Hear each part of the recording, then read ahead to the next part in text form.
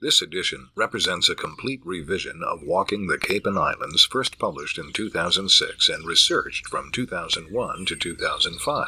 Every trail has been rewalked and remeasured using the GPS-based smartphone app WalkMeter.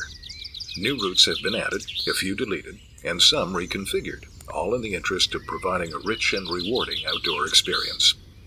So what has changed since I began walking the Cape and Islands in 2001 for the first edition of this book? Other than the fact that I'm a bit older? On the plus side, dedicated land managers, park rangers, and naturalists continue to maintain and improve existing trails and signage, remove invasive species, and preserve rapidly disappearing habitats such as heathlands and sand plain grasslands.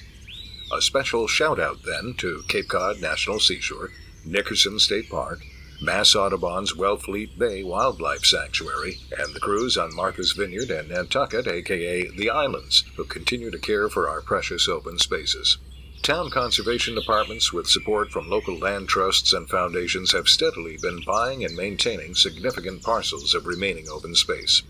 Also an improvement, most of the Cape and Islands open space agencies now put maps and other information online, meaning the days of visiting or calling nearly 20 offices for printed maps and brochures are over, and many walkers have the internet, GPS, and mileage tracking apps in their pockets, allowing for more accurate and precise route finding, and also plenty of photographs on social media.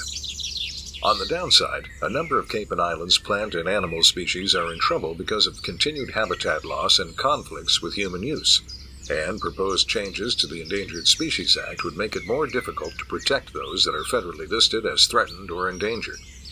Climate change has taken an undeniable toll on our summer weather, producing longer stretches of hot and humid conditions along with extended dry spells.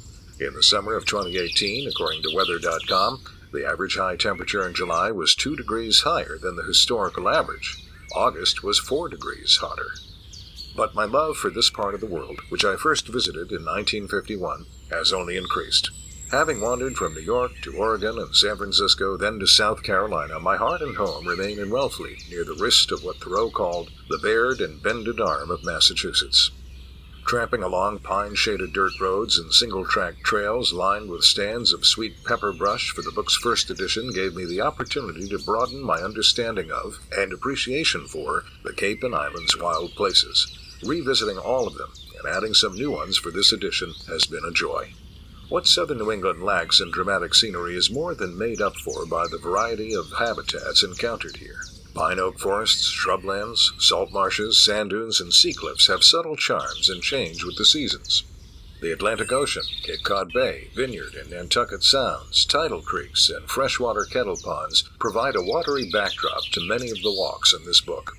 Drawn to these habitats is an extraordinary variety of plants and animals providing natural entertainment for the entire family. So I hope you too will find joy in our beautiful walking trails, whether you want a short stroll or a lengthy, leg-stretching trek.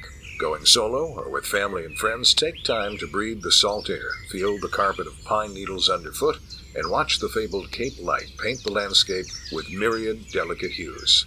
And if you become as enamored as I with this special place, please find an appropriate way to help protect and preserve it for future generations.